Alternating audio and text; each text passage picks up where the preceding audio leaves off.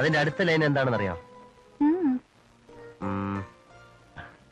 അല്ലേ വേണ്ട, പറയൂ.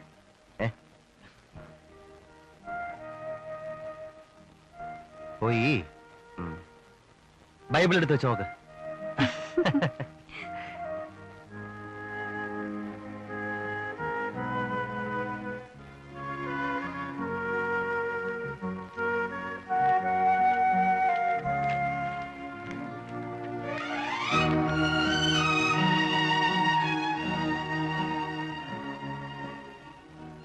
നമുക്ക് ഗ്രാമങ്ങളിൽ ചെന്ന് രാപ്പാർക്കാം.